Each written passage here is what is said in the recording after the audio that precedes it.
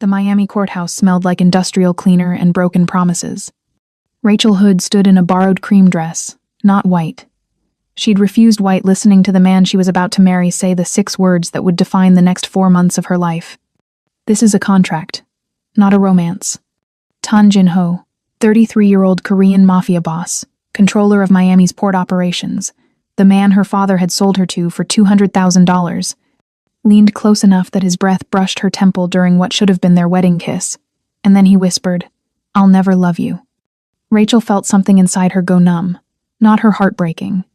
She'd never been naive enough to expect love from this arrangement, but her dignity. The last shred of hope that maybe, just maybe, someone would choose her instead of using her. Here's what I need you to tell me in the comments. If someone married you purely as a business transaction and told you on your wedding day they'd never love you, would you walk out? Or would you stay and prove them wrong? And if you're ready to experience this heartwarming mafia romance story, do me a favor. Smash that like button and subscribe to join the family, because this story goes places you absolutely will not see coming. Trust me. But to understand how a former federal prosecutor ended up in a courthouse marrying a man she'd only met twice, standing in a dress that felt like a cage, while he promised her nothing but emotional distance. We need to go back 3 weeks ago, to the moment Rachel's father made a choice that would trade her entire future for his gambling debts. 3 weeks earlier, Rachel's father called her on a Tuesday afternoon while she was reviewing case files at a Starbucks in Coral Gables. She remembers because she'd just ordered her 3rd venti cold brew, the kind of caffeine dependency that came from spending 3 years at the U.S. Attorney's office building RICO cases that could dismantle entire criminal organizations. "Rachel, sweetheart." Michael Hood's voice had that particular texture it only got after too much Johnny Walker Blue. "I need you to come to the house. There's something we need to discuss." She should have known then, should have heard the resignation underneath the false cheerfulness. But Rachel had spent her entire adult life believing that competence was a form of protection, that if she was smart enough, capable enough, successful enough, she could insulate herself from the chaos her father carried like a second skin. She was wrong. When she arrived at his Coconut Grove apartment, modest by Miami standards, a 2-bedroom he'd been renting since her mother died, Michael was sitting at the kitchen table with a man Rachel had never seen before. Silver-haired, expensive suit, the kind of careful posture that suggested he billed by the quarter hour. "This is Mr. Calloway," her father said. "He's an attorney representing certain business interests in Miami." Rachel's prosecutor instincts activated immediately. The phrasing, the vagueness, the way Calloway's eyes assessed her with the clinical precision of someone evaluating an asset. "What kind of business interests?" she asked. Calloway slid a folder across the table. Inside was a single document, dense legal language, but the summary was devastatingly clear. Marriage contract.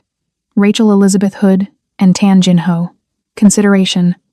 Full forgiveness of debts, owed by Michael Hood in the amount of $200,000, plus accumulated interest. Rachel's vision tunneled. "Dad, what did you do?" "I got in over my head." Michael wouldn't meet her eyes. "Horse racing, poker games, some investments that didn't pan out. The people I borrowed from, they're not the kind you negotiate payment plans with, sweetheart." "So you sold me?" Her voice came out flat, emotionless, because if she let herself feel the betrayal, she'd shatter right there in his kitchen. "It's not like that." But even he couldn't make the words sound convincing. "Mr. Tan is a businessman, legitimate operations. He needs someone with your background, your legal expertise. It's a mutually beneficial arrangement." Calloway interjected smoothly. "Mr. Tan controls significant port operations in Miami. He's currently facing a federal investigation preliminary, nothing concrete yet, and he requires legal counsel who understands the complexities of RICO prosecutions. Your father mentioned your background at the U.S. Attorney's Office." And there it was. Rachel wasn't being married for alliance or appearances. She was being acquired for her skill set. Her father had traded her competence the way other desperate men traded family heirlooms. "And if I refuse?" she asked, though she already knew the answer. Calloway's expression didn't change. "Then your father's debts remain outstanding. The parties he owes are less patient than Mr. Tan, less inclined toward negotiated solutions." Rachel looked at her father, this man who'd raised her alone after her mother's death, who'd promised he'd stopped gambling after the intervention 3 years ago, who was now sitting across from her with tears in his eyes and whiskey on his breath, waiting for her to save him one more time. She thought about walking out, about letting him face the consequences of his choices, about choosing herself for once. But the thing about being raised by an addict is that you learn early how to carry weight that isn't yours, how to fix problems you didn't create, how to sacrifice your own oxygen mask because watching someone else suffocate feels worse than slow suffocation yourself. When? Rachel asked. 3 weeks, Calloway replied. Mr. Tan prefers to expedite the arrangement, which brought her here. To a courthouse that smelled like government-issue cleaning products and institutional despair, to a ceremony that lasted exactly 7 minutes, to a judge who read the legal requirements with the enthusiasm of someone processing parking violations. Jinho arrived alone. No family, no friends, no one to stand witness to this transaction except Calloway, who signed the marriage certificate with the practiced efficiency of someone who'd done this before. Not marriages, necessarily, but contracts. Agreements that bound people together with ink instead of affection. Rachel studied her husband because that's what he was now, legally, while the judge droned through the vows. He was exactly as she remembered from their 2 previous meetings, tall, impeccable in a charcoal Tom Ford suit, hair styled with the precision of someone who controlled every detail of his presentation. His face could have been carved from marble, beautiful in an austere way, but utterly unreadable. He never looked at her during the ceremony, not once. His attention stayed fixed on the judge, on the documents, on everything except the woman whose name he was binding to his. When the judge said, "You may kiss the bride," Jinho turned with calculated economy. His hand touched her elbow, not her waist, not her hand, her elbow. Like she was a colleague, he was steering through a doorway, and he leaned in close enough that his breath brushed her temple. "This is a contract," he said, voice so low only she could hear. "Not a romance. I'll never love you." Then he stepped back, signed the marriage certificate with a Mont Blanc pen that probably cost more than her Georgetown law textbooks, and walked out of the courthouse alone. Rachel stood there under the fluorescent lights, feeling the weight of the ring he'd slid onto her finger, white gold, elegant, purchased by someone's assistant without consultation, and realized she'd just legally bound herself to a man who had mastered the art of presence without connection. Calloway appeared at her elbow. "Marcus is waiting outside to drive you to the residence.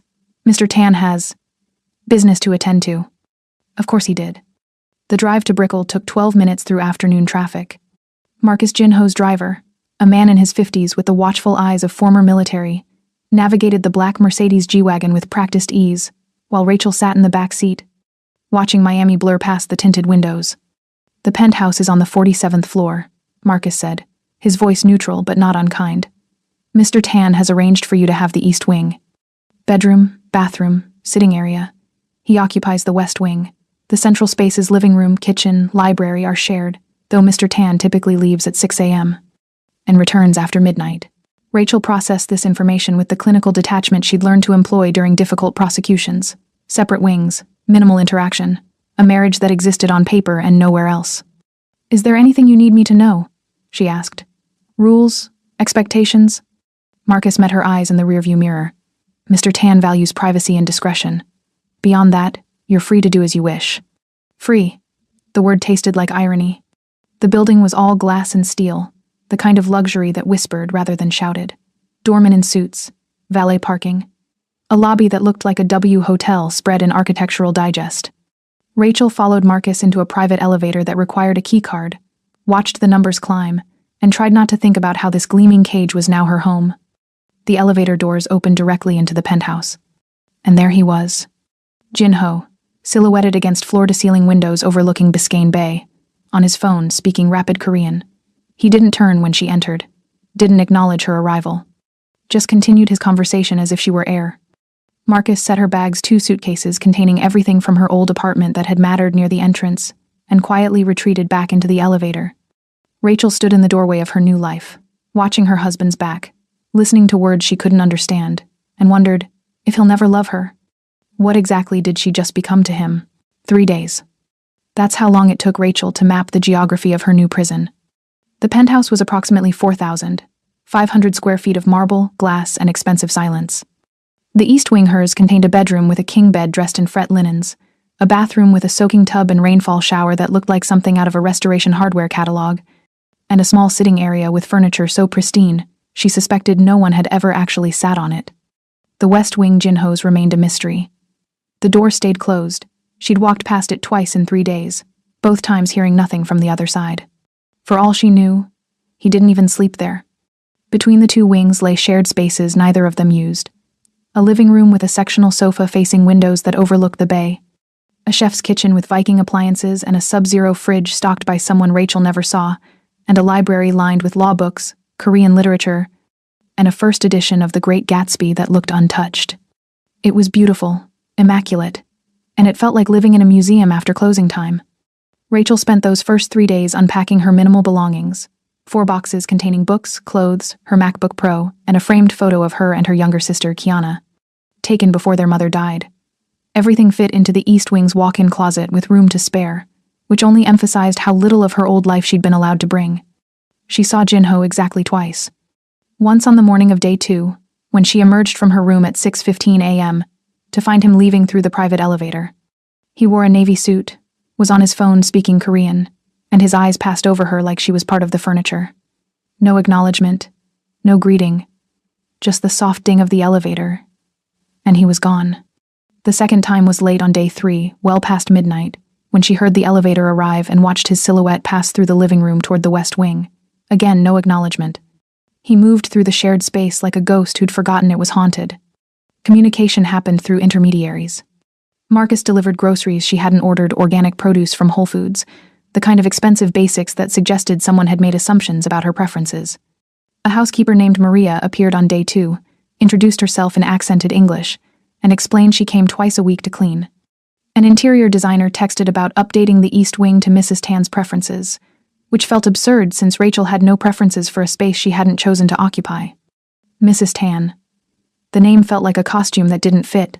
On the afternoon of day 3, Calloway arrived.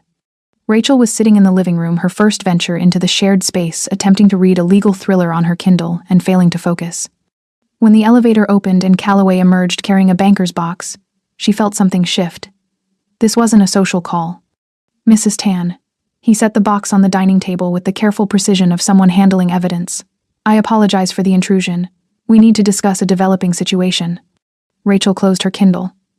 What kind of situation? A federal grand jury has opened an investigation into Mr. Tan's business operations. Calloway's voice carried the careful cadence of someone who billed $800 an hour and earned every cent. Financial records, witness interviews, the whole architecture. They're going after the port operations. Rachel's prosecutor instincts activated immediately. How long do we have? 6 months. Maybe 8 if we're lucky. He gestured to the box. These are the subpoenaed documents. I thought you might want to review them. Why would I? But she stopped, understanding clicking into place. Because I was a prosecutor. Because you were an excellent prosecutor. Calloway met her eyes. You know how they build these cases. RICO statutes, wire fraud, conspiracy charges constructed from phone calls and flipped lieutenants. Mr.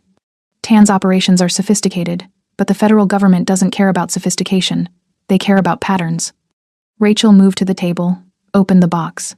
Inside were financial records, corporate filings, witness statements, the building blocks of a prosecution she would have salivated over 3 months ago. Mr. Tan's organization doesn't deal in street-level operations, Calloway continued.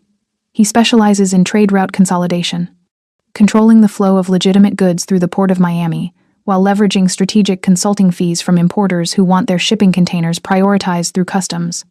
A gray market empire, Rachel murmured, scanning a shell company registration. Legal on paper. Ruthless in execution. Calloway pulled out a document. He owns a fleet of refrigerated trucking through a company called Coastal Logistics. 2 waterfront warehouses registered under Maritime Holdings LLC. A stake in a logistics software company that tracks container movements with algorithmic precision. Everything generates enough clean revenue to justify his lifestyle. But the consulting fees are the problem. The consulting fees are extortion dressed in business casual. Calloway's expression remained neutral, and someone, somewhere, has started connecting dots. Rachel felt a chill that had nothing to do with the air conditioning. She'd built these cases.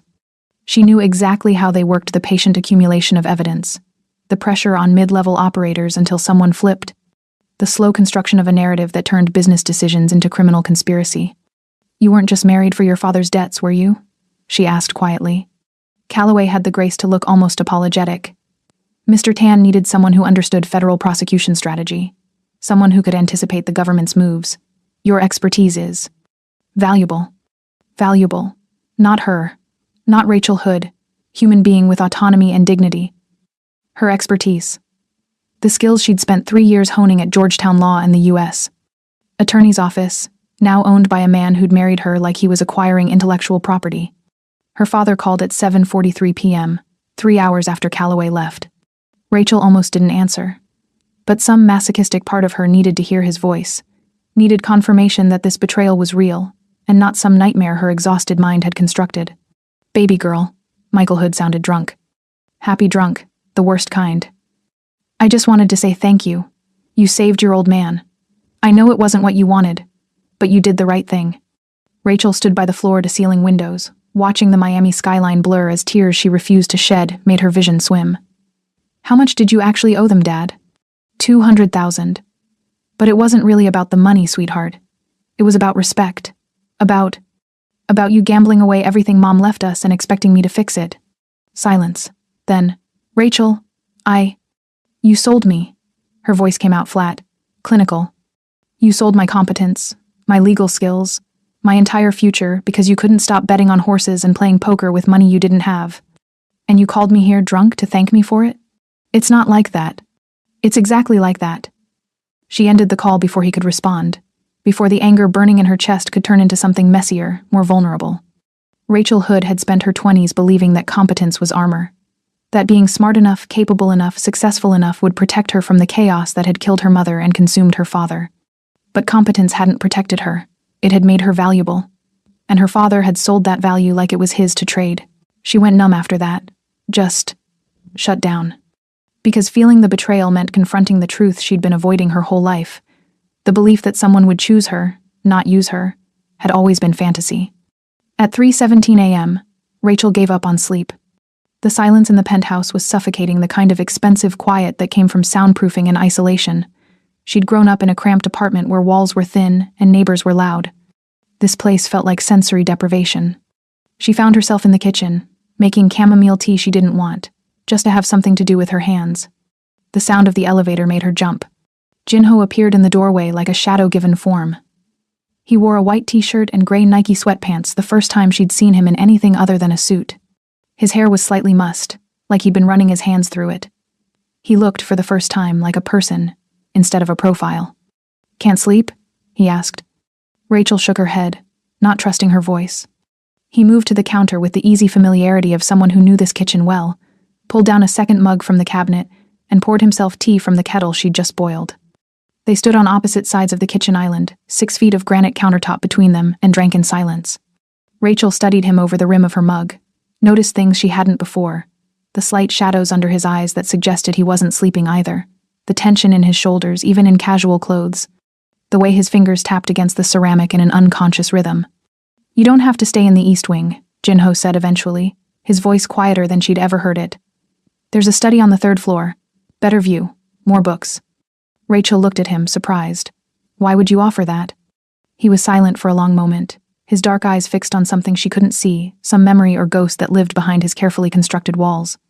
"Because you look like you're suffocating," he said finally. "And you look the way my sister looked when she was trapped." Then he set down his mug, turned, and walked back toward the West Wing, leaving Rachel standing alone in the kitchen with 1,000 questions and the first crack in his armor. Sister. He had a sister. Or had one. Past tense, based on the grief that had flickered across his face when he mentioned her. Rachel moved into the study the next morning. It was on the 3rd floor, accessed by a narrow staircase she'd thought was just architectural detail. The space was smaller than her East Wing bedroom, but infinitely more welcoming. Built-in bookshelves lined with legal texts and Korean novels, a desk positioned to face windows overlooking the bay, a leather reading chair that looked actually lived in. And it smelled like him. Like Jinho's cologne, something expensive and understated that she'd caught hints of during their 2 pre-wedding meetings. Cedar and bergamot and something darker she couldn't name. As she unpacked her books onto the shelves, Rachel found herself wondering, who was his sister? Why did comparing Rachel to her feel less like an observation and more like a confession? And what kind of trap was Jinho remembering when he looked at her? 2 weeks into the marriage, Rachel found the problem. She was in the study, her study now, though she still felt like an intruder every time she climbed those stairs reviewing the subpoenaed documents Calloway had left. Building a defense strategy the way she used to build prosecutions, methodically, looking for gaps in the timeline, inconsistencies in witness statements, evidence that could be challenged on procedural grounds. The federal government's case was solid, but not airtight. They had financial records showing suspicious payment patterns, testimony from mid-level operators describing the consulting fee structure, surveillance logs tracking meetings between Jinho and known importers. What they didn't have yet was the smoking gun that connected Jinho directly to the criminal enterprise. That's when she found the handwritten notes. 7 pages buried in the third document box, tucked between corporate tax filings and shipping manifests. Meeting minutes from a warehouse negotiation 2 years prior, written entirely in Korean. Neat, precise handwriting that somehow reminded her of Jinho's careful signature on their marriage certificate. Rachel stared at the indecipherable characters, frustration building in her chest. These notes could be critical details about negotiation terms, admissions of criminal intent, evidence that could either save Jinho or destroy him. But without translation, they were useless. She couldn't use a professional translation service. Too risky word might get back to the prosecution that the defense had flagged specific documents as important. She couldn't use Google Translate on handwritten text, especially not with industry-specific jargon that required cultural context. Which left exactly one option. Rachel pulled out her iPhone and texted the number Calloway had given her for emergencies. Need to speak with Jinho. When is he available? The response came 30 seconds later, but not from Calloway. I'm in the study doorway. What do you need? Rachel's head snapped up. Jinho stood at the top of the narrow staircase, dressed in dark jeans and a black Henley casual for him, though he still looked like he'd stepped out of a Tom Ford ad. She hadn't heard him approach, which unsettled her in ways she didn't want to examine. How long have you been standing there? She asked. Long enough to see you scowling at those documents. He moved into the room with the quiet confidence of someone who owned the space but rarely occupied it. What's the problem? Rachel slid the handwritten pages across the desk. These are meeting minutes from a warehouse negotiation. I can't read Korean, and I can't risk using an outside translator. I need to know what they say. Jinho picked up the pages, his dark eyes scanning the text. Something flickered across his face recognition. Maybe concern, but it disappeared too quickly for Rachel to identify. I'll translate them, he said simply. You don't have to. You need to know what they say.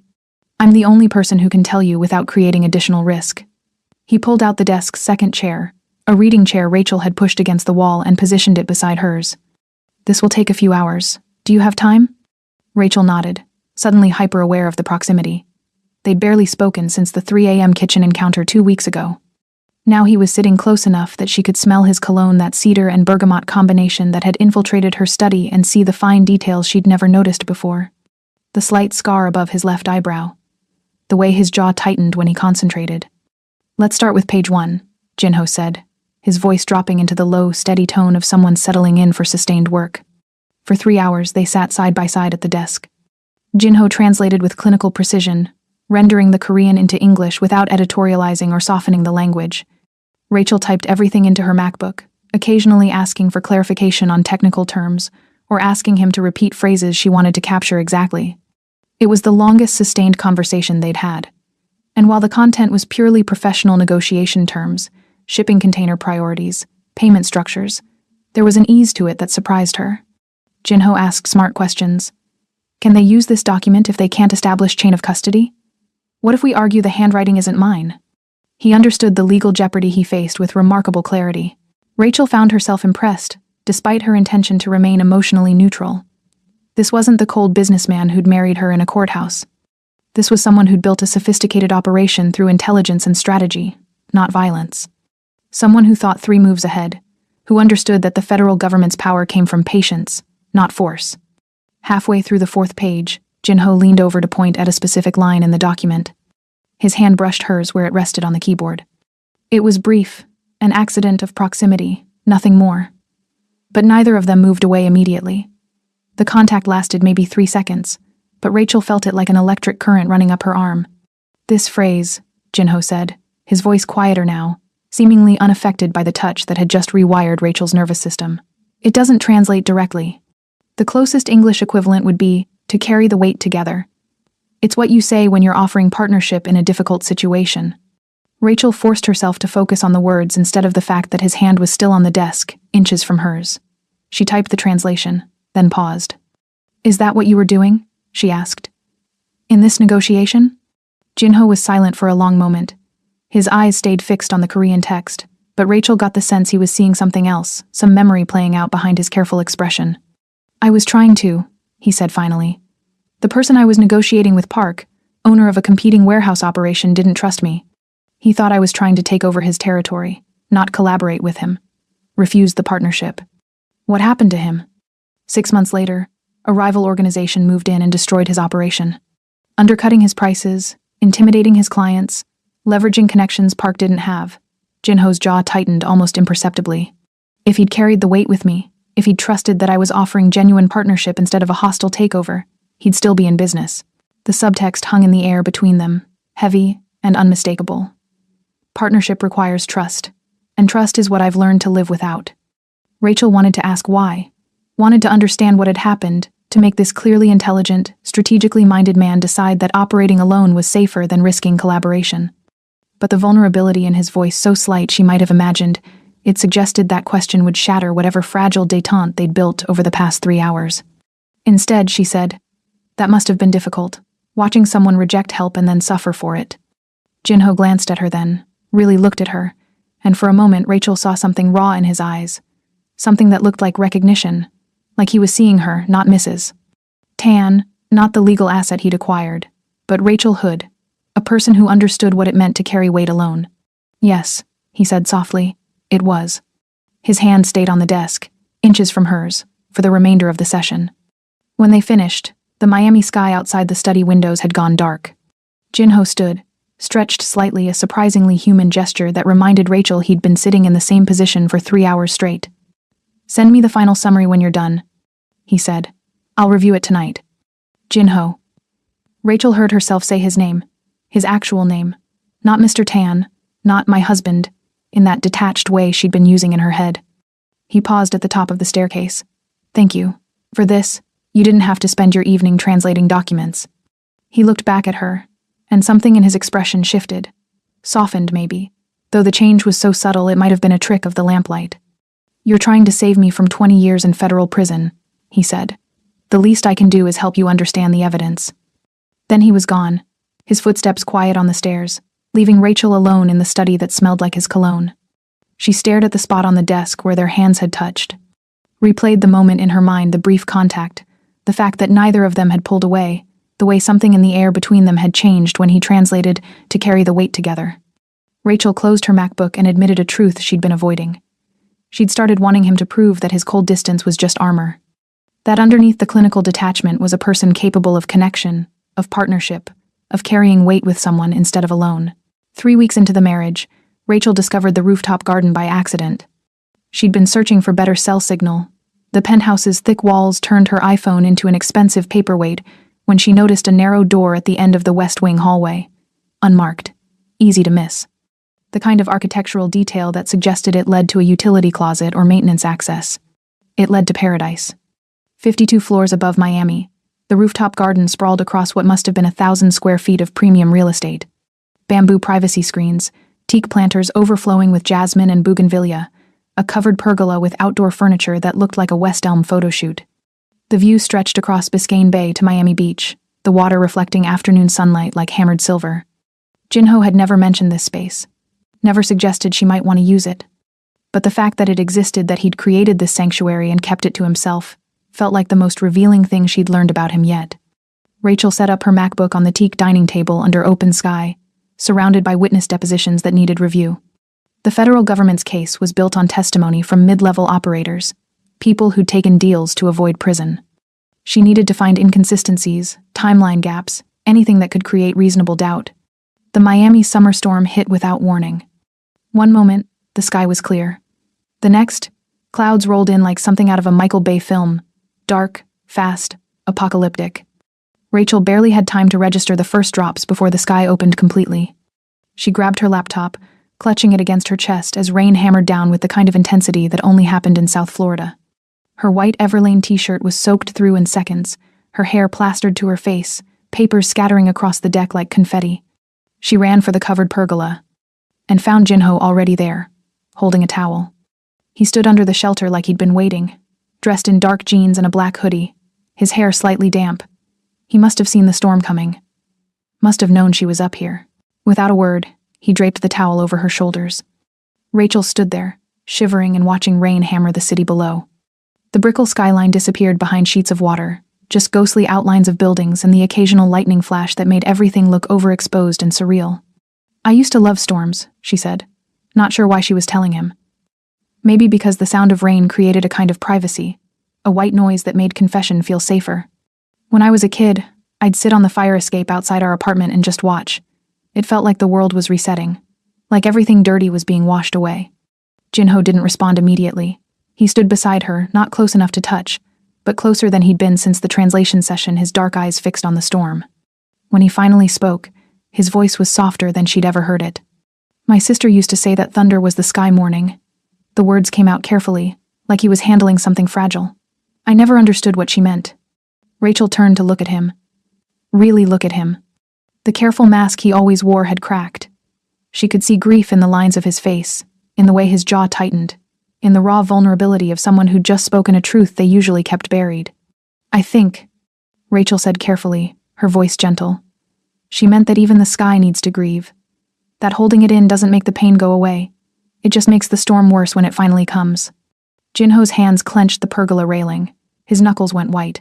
His breathing changed just slightly, but Rachel heard it. The sound of someone fighting to maintain control. They stood together in the rain-sound silence, and for the first time since the courthouse, Rachel felt like they were inhabiting the same emotional space instead of just occupying the same physical one. The storm lasted 17 minutes. When it finally passed, leaving the city washed clean and glistening, Jinho was the first to move. He stepped back from the railing, his composure sliding back into place like armor he'd temporarily removed. "You should go inside," he said, handing her the towel properly this time. His fingers brushed hers, brief, accidental, electric. "You're shivering." But his voice had lost its edge. The clinical distance that usually characterized every interaction had softened into something that sounded almost like concern. Rachel watched him walk back toward the penthouse, leaving wet footprints on the teak deck, and felt something shift in her chest. That night she couldn't stop thinking about his sister. Rachel sat in the study with her MacBook, typing "Korean organized crime Busan kidnapping" into Google. The search results came back immediately. Dozens of archived news articles from 2008, Korean tabloid coverage, even a Wikipedia entry about territorial disputes in Busan's shipping district. She found the article at 2:47 a.m. Teen killed in shipping territory dispute, the 18th of September 2008, Busan Daily News. The photograph showed a young girl with serious eyes and an unguarded smile. Minji Tan, age 13. Kidnapped for leverage in a business negotiation. Found dead 3 days later. Rachel closed the laptop, her hands trembling. Jinho didn't just lose his sister. He learned that love is a weapon people use against you. That caring makes you vulnerable to unthinkable loss. The man who said, "I'll never love you," wasn't being cruel. He was being honest about the only way he knows how to survive. But what happens when survival stops being enough? 4 months after the courthouse wedding, Rachel's world collapsed on a Friday afternoon. She was in the study reviewing surveillance logs, the kind of tedious work that required 3 cups of Nespresso and a Spotify playlist she'd titled "Focus or Die," when she heard Jinho's phone ring somewhere in the Jinho's phone ring. Penthouse below. His voice carried up through the open stairwell.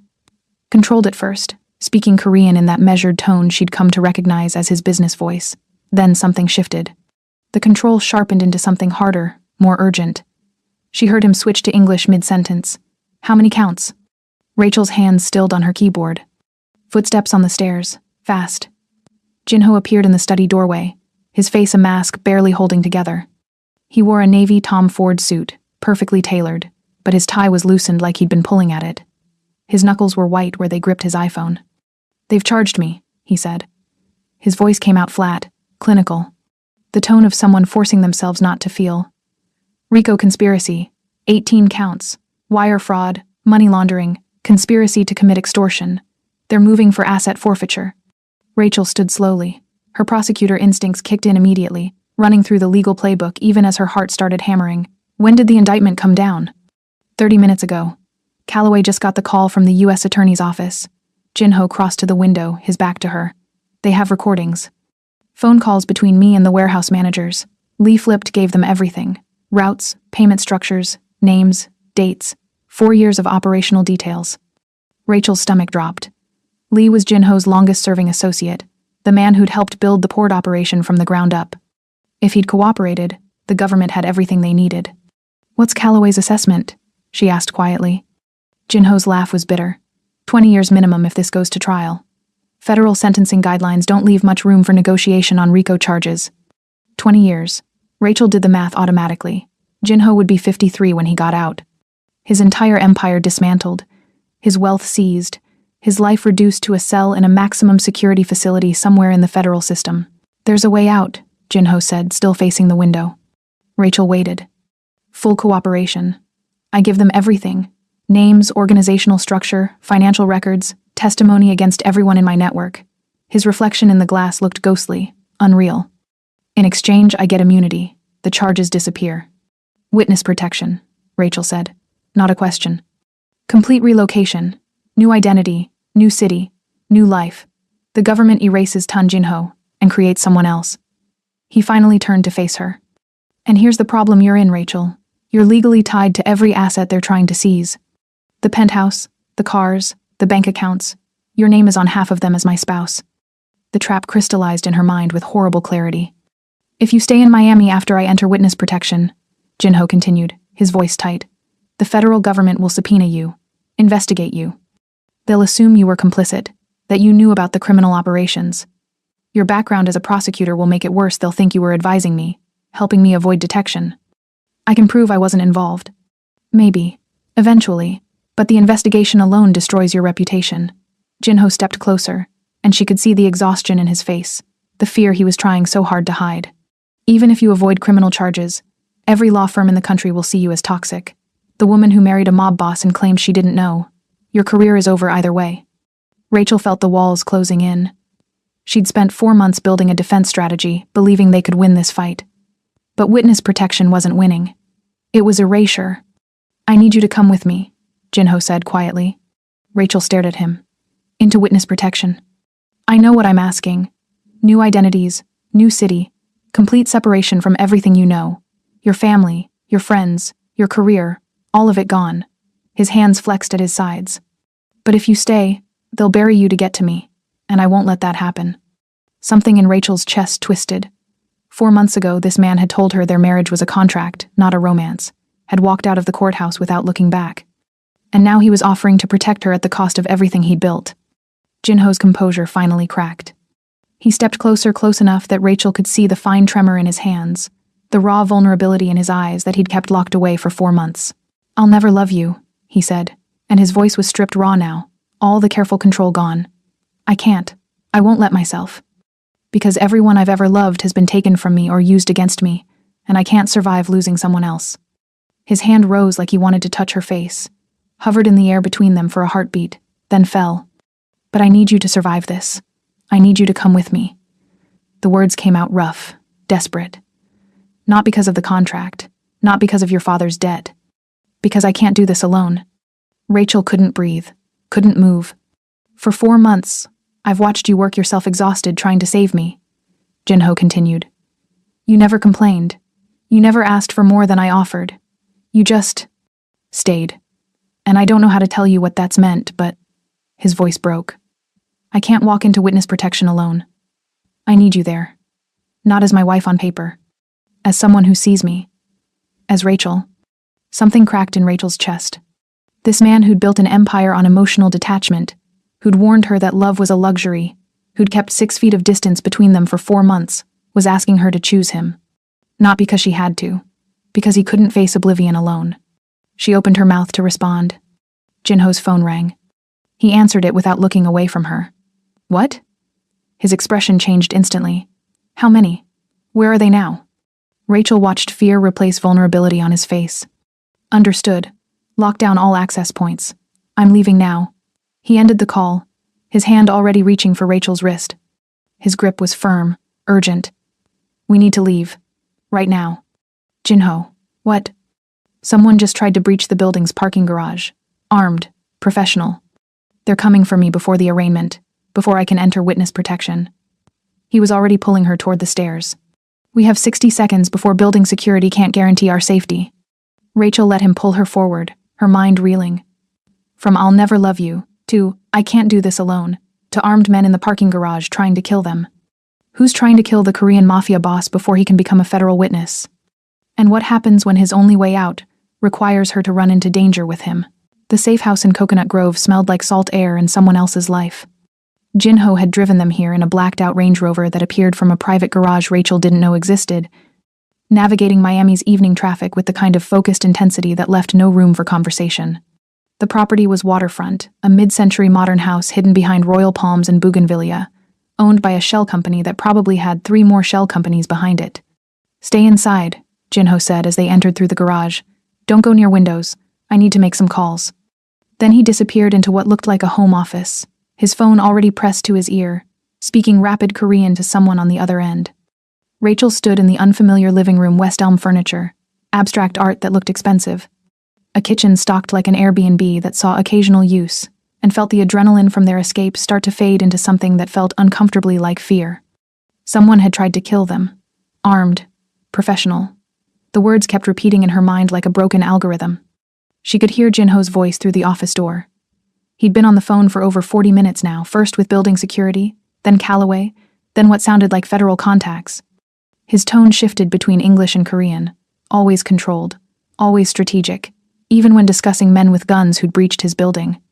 Rachel needed to move, to do something with her hands that wasn't thinking about assassination attempts and witness protection and the way Jinho had said, "I need you," like the words were being torn from his chest. She found herself in the master bedroom.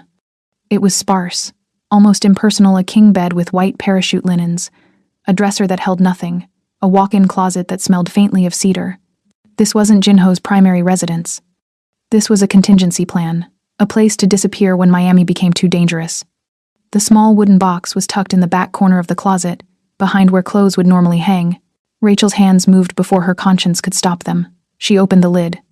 Inside was a single envelope, the paper yellowed with age, addressed in careful Korean script. Next to it, a photograph. Teenage Jinho, maybe 16, still soft around the edges in a way his adult face had forgotten, with his arm around a young girl at a beach. She had his serious eyes, his focused expression, but her smile was unguarded in a way his had never been. The back of the photo read, "Summer 2008, 3 months before." Before what? Rachel opened the letter with trembling hands.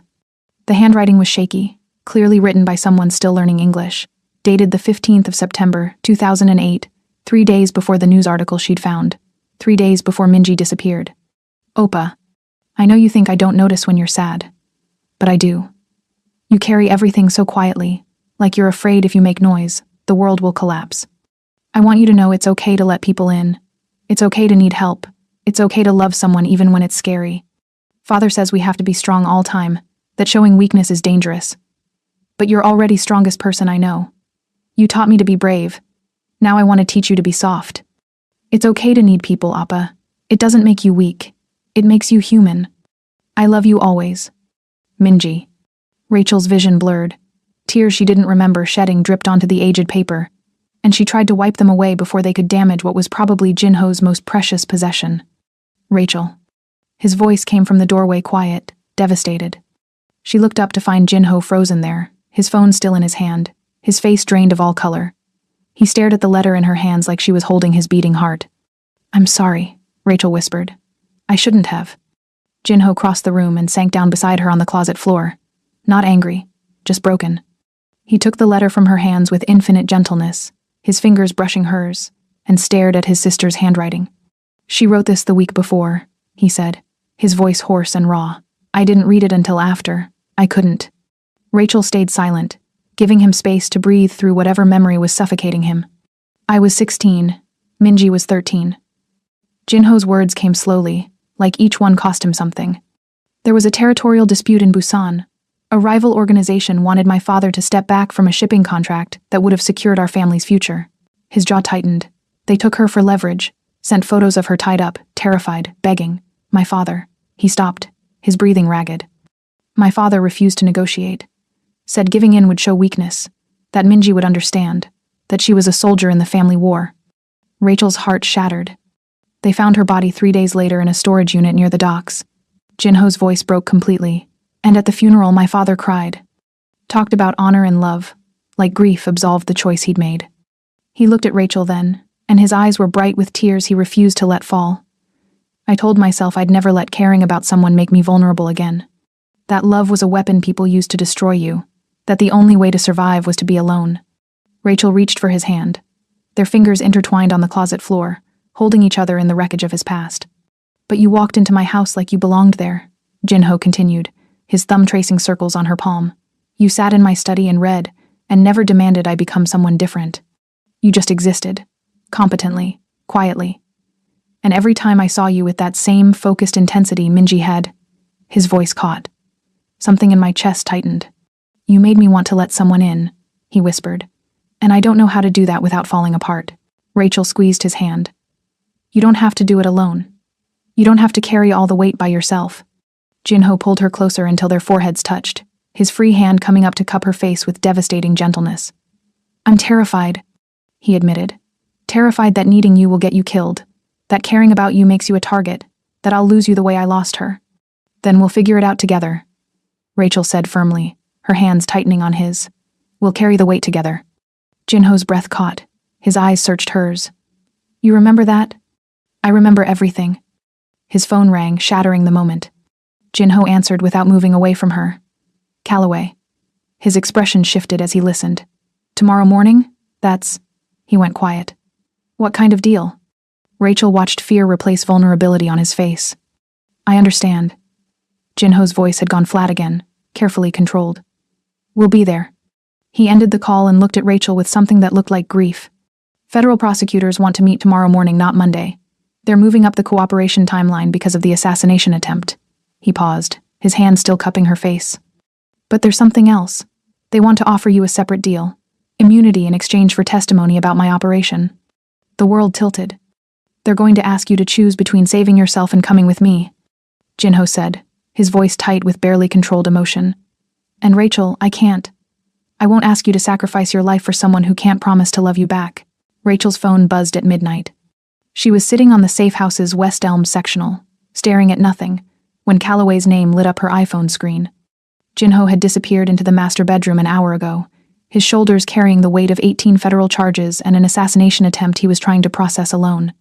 Come to my office, Calloway said without preamble. Now. Alone. It's midnight. I'm aware of the time, Mrs. Tan. This can't wait. Rachel looked toward the closed bedroom door.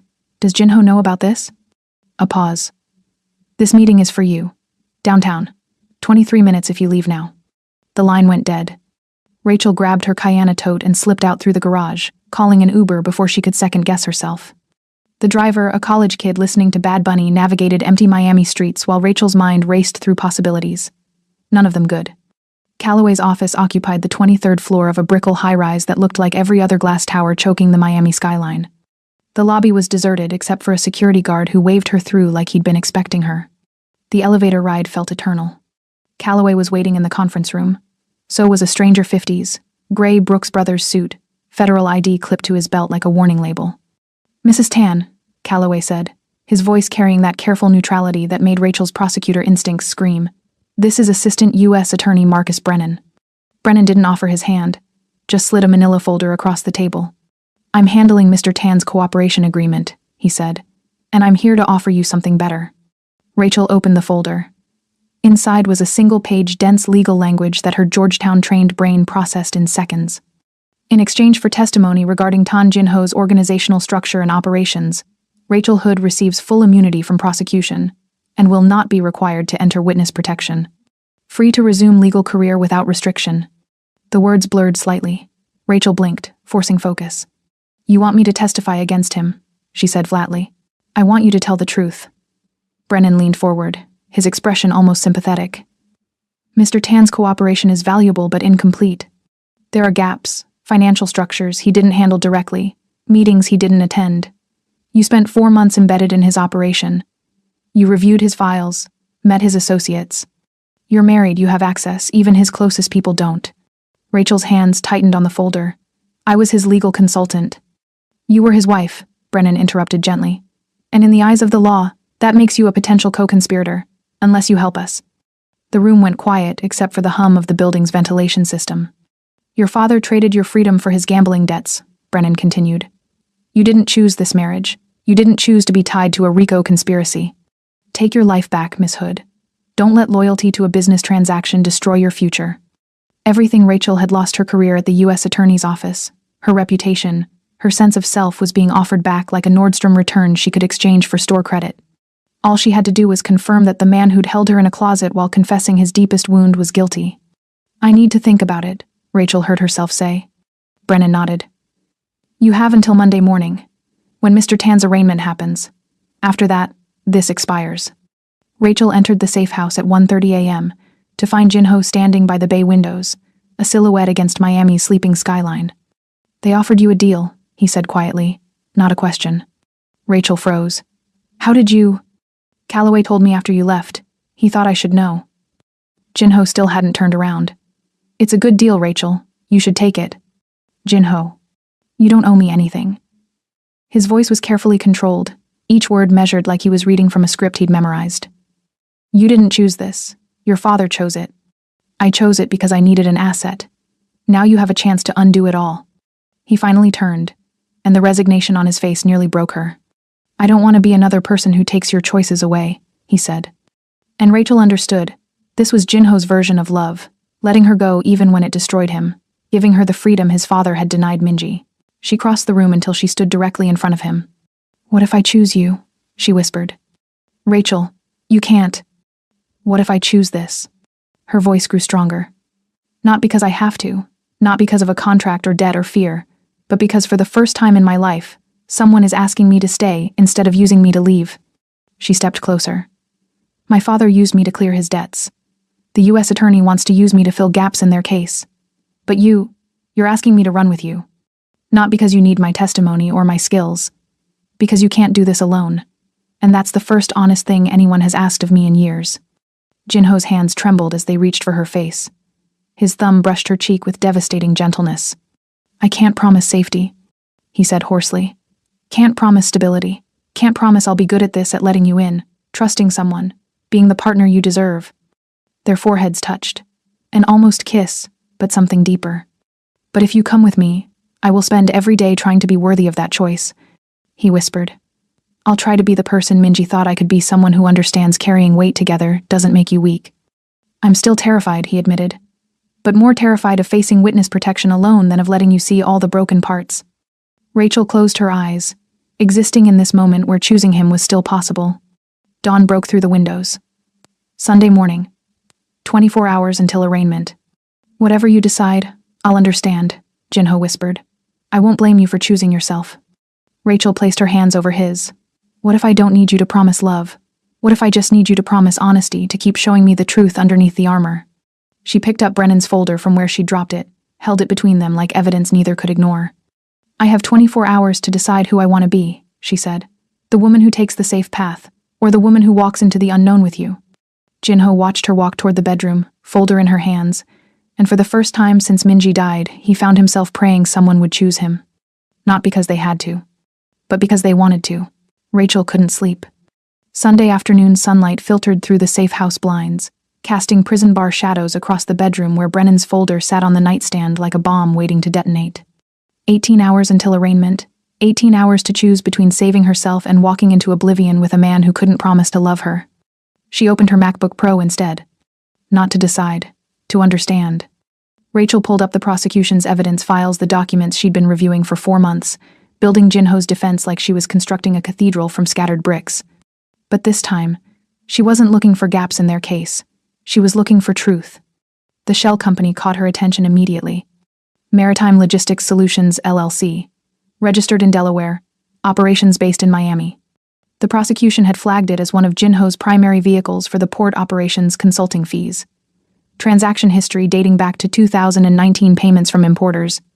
Wire transfers to offshore accounts. The whole architecture of a criminal enterprise. But something didn't align.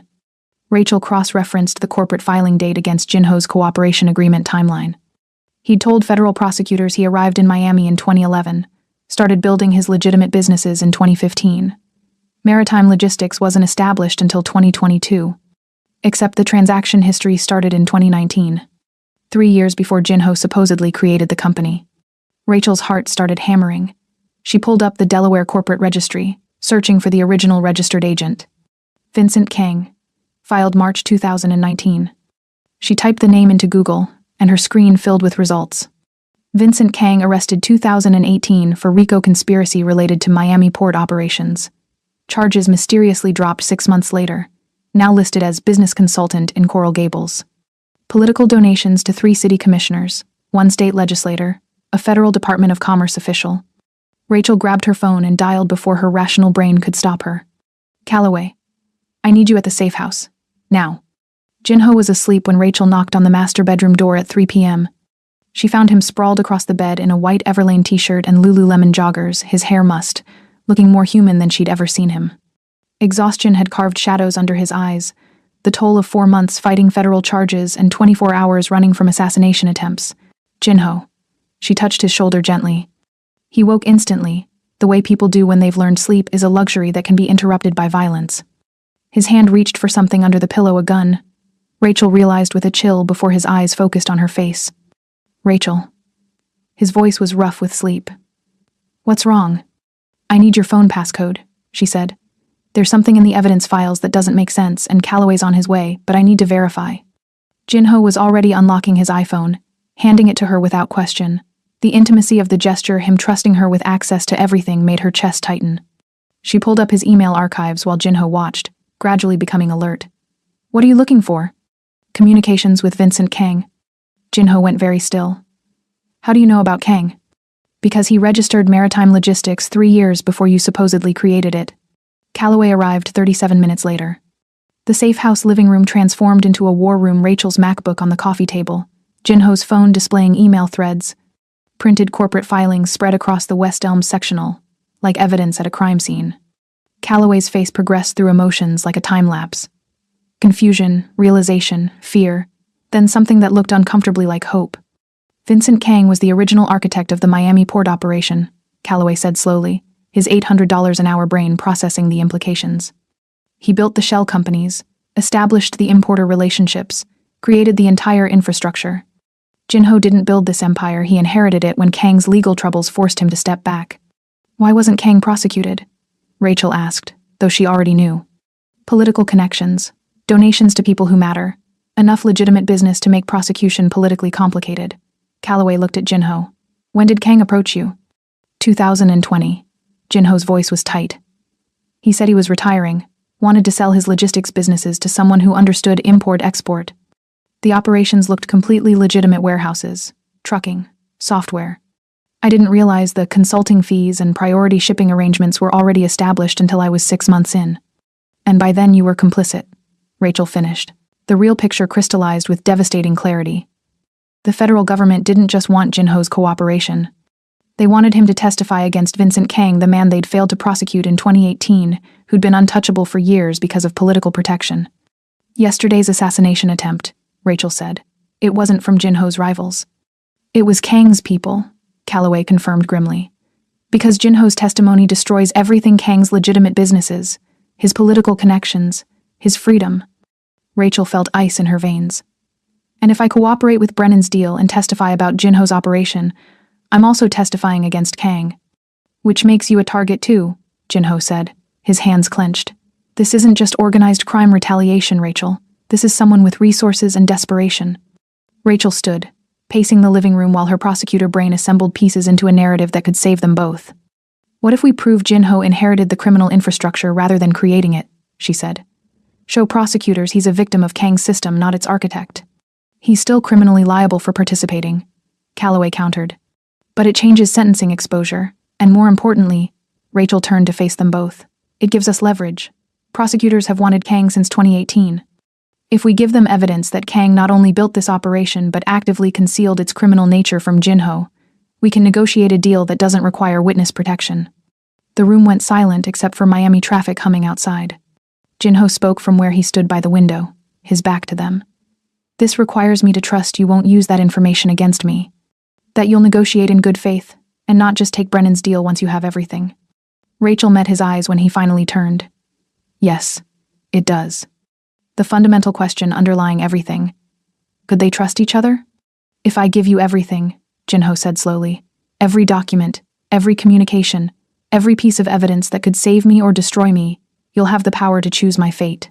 You could take it to Brennan, testify against me and Kang, walk away with immunity and your career intact. Rachel crossed the room until she stood directly in front of him. I could, she said.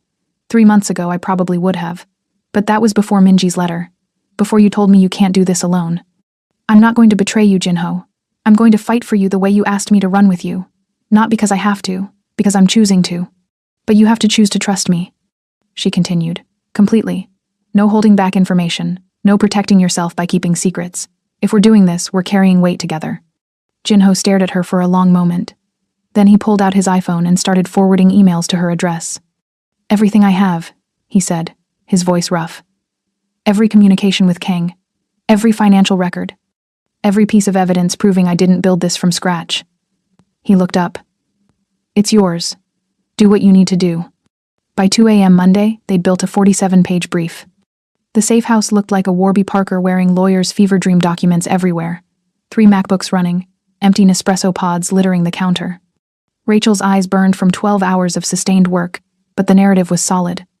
Emails from 2020 where Kang assured Jinho the businesses were completely legitimate. Financial records showing Kang's shell companies funneling money through maritime logistics years before Jinho's involvement. Testimony from a former Kang associate Calloway had tracked down, confirming Kang had targeted Jinho as a younger Mark who wouldn't ask difficult questions. It wasn't a perfect defense. Jinho was still liable for actions after discovering the truth, but it was enough to change the negotiation. Calloway left at 3 a.m. to meet federal prosecutors before arraignment. Jinho and Rachel sat alone in the wreckage of their work, exhausted and wired on adrenaline. You didn't have to do this, Jinho said quietly. You could have taken Brennan's deal and been free. Rachel looked at this man who'd given her every piece of evidence that could destroy him, who'd chosen trust when trust had gotten him hurt before. I told you I was choosing you, she said. This is what that looks like. At 3:47 a.m., Rachel's phone rang. She answered on speaker. Calloway? Prosecutors want to meet, now, before arraignment. His voice was tight with something between excitement and fear. They've reviewed the preliminary brief. They want to negotiate a new deal. But Rachel, they want you in the room. They want to hear the case directly from you. Rachel looked at Jinho, understanding settling over her like a second skin.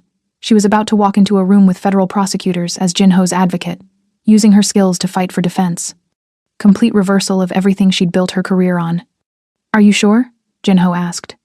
Once you walk in as my attorney, there's no taking Brennan's deal. You're choosing my side. Publicly. Irrevocably. Rachel stood, smoothing her wrinkled theory blazer. Then I guess I should change into something more appropriate, she said, for destroying the prosecution's case against my husband. Jinho's breath caught at the word. Husband. Not defendant. Not client. For the first time since Minji died, he allowed himself to hope. Rachel changed into a navy Everlane blazer and theory trousers she'd packed in her emergency go-bag, the kind of armor young female prosecutors wore when they needed to be taken seriously in rooms full of men who'd spent decades winning. The federal building at 6:47 a.m. looked like every other Miami morning. Harsh sunlight, glass and concrete, the institutional smell of government, issue everything. But this time, they arrived through the back entrance, flanked by federal marshals whose hands never strayed far from their holsters. Kang's people were still out there, still a threat. Marcus Brennan was waiting in the 4th-floor conference room. So were 2 other prosecutors Rachel recognized from her U.S. attorney days, Jenkins and Morales, both senior trial attorneys who'd mentored her during her first RICO case. The surprise on their faces when she walked in on the opposite side of the table was almost worth the career suicide she was committing. Miss Hood, Brennan said, his tone carefully neutral. Mr. Calloway indicated you had new information regarding Mr. Tan's case. Rachel set her MacBook on the conference table and opened the brief they'd spent 12 hours building. I have evidence that fundamentally changes the narrative of this prosecution. For 30 minutes, she walked them through everything. Kang's original establishment of the criminal infrastructure in 2019. Shell companies registered years before Jinho's involvement. Emails from 2020, where Kang explicitly misrepresented the businesses as completely legitimate operations. Testimony from Kang's former associate, a man named John who'd taken an immunity deal in 2018, confirming Kang had specifically targeted Jinho as a younger operator who wouldn't ask difficult questions. Jenkins interrupted halfway through. Miss Hood, even if Mr. Tan inherited this infrastructure, he still participated for 4 years after acquiring it. He's criminally liable for continued involvement. Rachel didn't flinch. Absolutely. I'm not arguing complete exoneration. I'm arguing that Mr. Tan's culpability, is substantially less than the original indictment suggests. He didn't architect this empire, he was manipulated into maintaining one that already existed. Jinho spoke for the first time, his voice steady. I'm not proud of the choices I made after I discovered the truth. But understanding how I got into this position matters for understanding what I can offer the government now. Brennan leaned back in his chair, his prosecutor brain visibly recalculating. What exactly are you offering? Rachel slid a second document across the table. One more thing. In reviewing the financial records for Kang's shell companies, I found 3 wire transfers that warrant immediate investigation. The room went silent as the prosecutors read. Wire transfers from Kang's companies to personal accounts belonging to Miami City Commissioner Torres, Florida State Legislator Huang, and a mid-level official at the Federal Department of Commerce. All within 18 months, all coinciding with decisions that directly benefited port operations. This wasn't just organized crime anymore. This was public corruption, career-making cases. If Mr. Tan's cooperation includes detailed testimony about his observations of Kang's political relationships, Rachel said quietly, you're not just taking down a port operator, you're exposing corruption that goes significantly higher than organized crime. Brennan called a 15-minute recess. Rachel and Jinho waited in the hallway while the prosecutors huddled. Jinho's hand found hers, their fingers intertwining with the easy intimacy of people who'd stopped pretending distance was safer than connection. Whatever happens, he whispered, thank you for fighting for me when you could have walked away. When Brennan emerged, his entire demeanor had changed. We're prepared to offer a revised cooperation agreement, he said. Mr. Tan pleads guilty to 1 count of conspiracy to commit wire fraud, not RICO. 18-month sentence, minimum security facility. Upon release, free to resume his life without witness protection, though we strongly recommend continued private security given the Kang situation. Rachel's chest tightened. And Miss Hood? Brennan looked at her with something close to respect. Full immunity, no testimony required. The government acknowledges you had no involvement in criminal activity and were a victim of an arrangement your father made without your consent. However, he continued, Mr. Tan's cooperation must include complete testimony against Vincent Kang, all political relationships, financial transactions, operational details, and the 18-month sentence is conditional on that testimony leading to Kang's conviction. Jinho's voice was steady. When would the sentence begin? Immediately after Kang's trial concludes. Given the complexity, we're estimating 4 to 6 months. Rachel squeezed his hand. 18 months. We can do 18 months.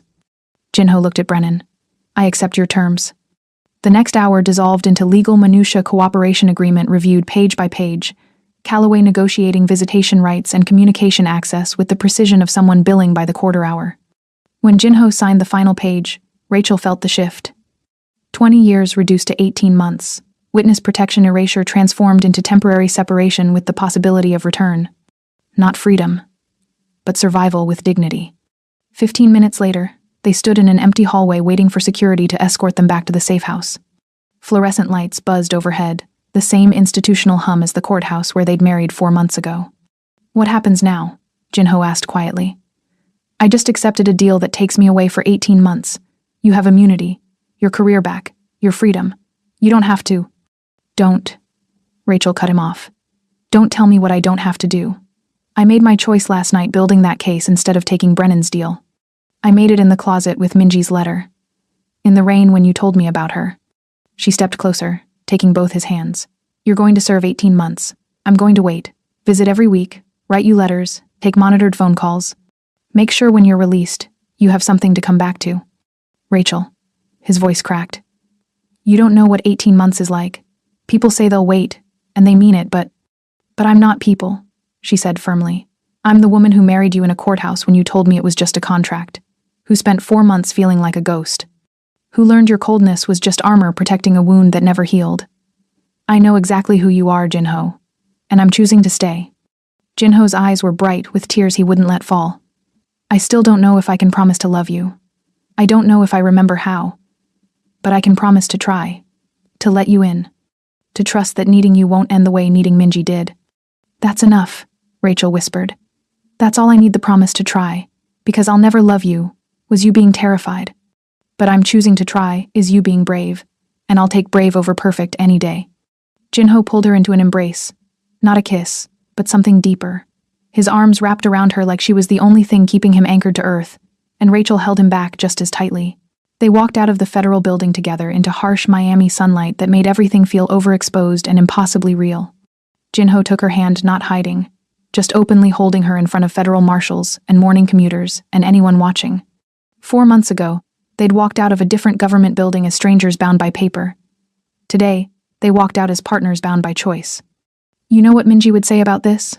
Rachel asked, shielding her eyes from the glare. Jinho's expression softened. What? She'd say thunder is the sky mourning, but sunshine is the sky choosing to try again. He didn't respond with words, just squeezed her hand tighter as they walked toward the waiting car. As they drove away, Rachel looked at the man beside her, the Korean Mafia boss who'd told his bride he'd never love her, who turned out to need her as his only way out, who was now choosing to try, and thought, maybe love isn't about promises. Maybe it's about the daily choice to carry weight together, even when the weight is heavy and the path unclear. And maybe that's enough. Brave hearts, if you made it to the end of this journey from I'll never love you to I'm choosing to try, do me a favor. Smash that like button and drop a comment. Would you wait 18 months for someone like Jinho? Would you build a case to save someone who couldn't promise to love you back? I genuinely want your thoughts on Rachel's choice. And don't forget to subscribe, because I have more stories like this coming. Thank you for watching, and remember, sometimes the most powerful love stories aren't about people who promise forever. They're about people who promise to try. The lawyer looked like he wanted to die. The prosecutor looked pleasantly surprised. The judge listened carefully, asked a few questions, and then called for a recess to consider sentencing. During the break, Jade turned to Minjun. Do you think she means it? The remorse? I think she's experienced consequences for the first time in her life, Minjun said. Whether that translates to genuine change, he shrugged. Time will tell. Would you forgive her, if she asked? Minjun thought about it. Forgiveness isn't mine to give. She didn't hurt me. She hurt you. Jade was quiet for a moment. I don't know if I forgive her. Not yet.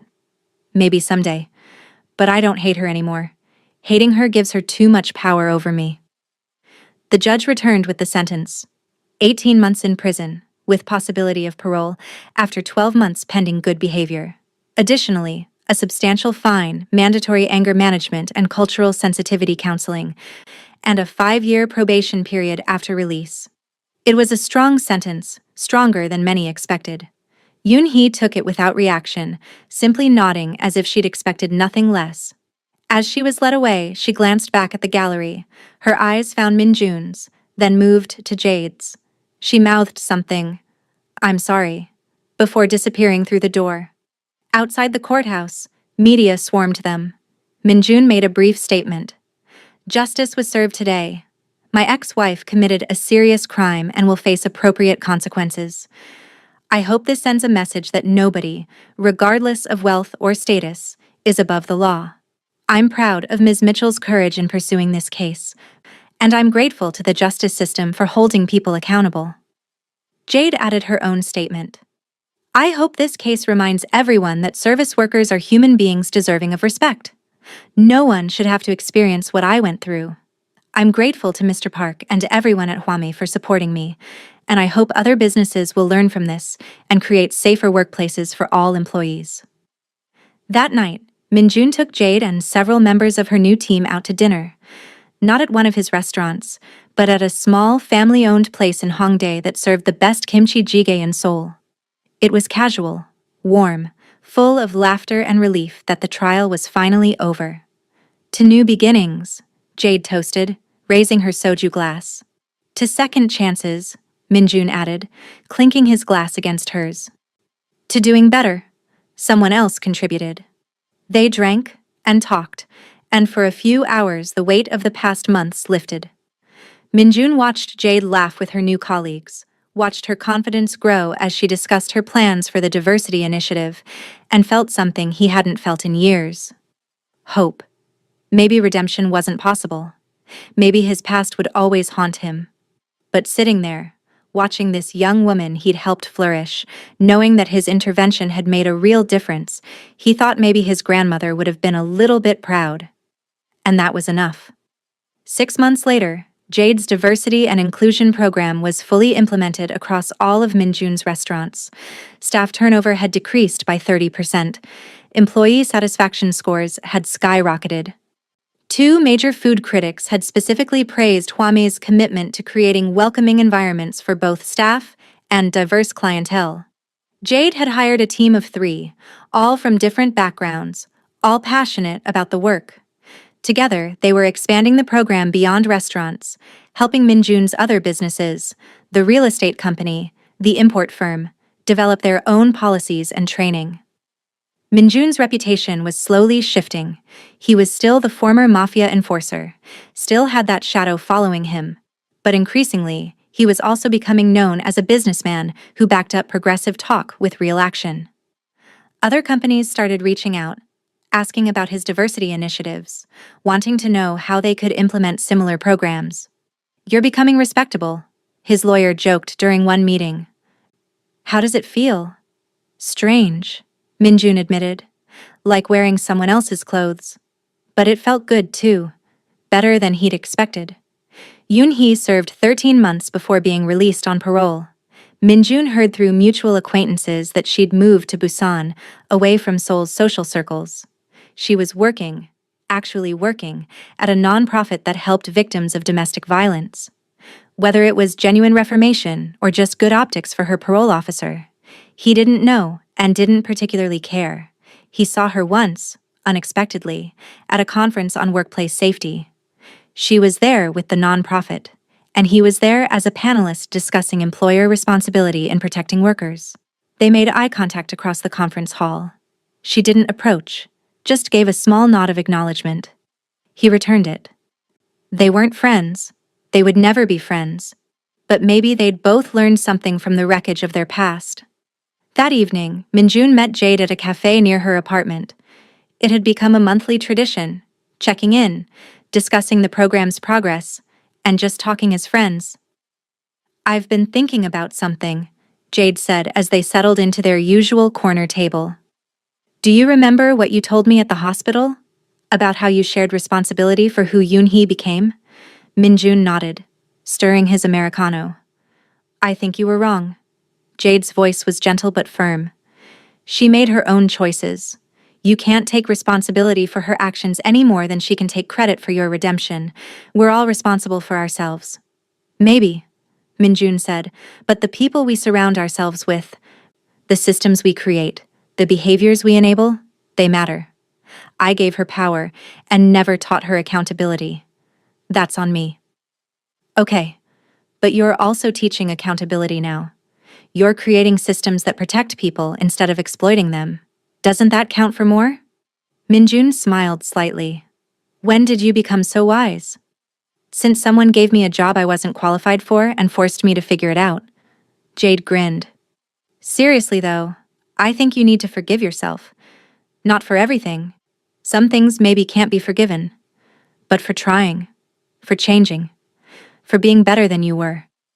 They sat in comfortable silence for a while, watching Seoul rush past the cafe windows, millions of people, all with their own stories, their own struggles, their own attempts at becoming something better than they were.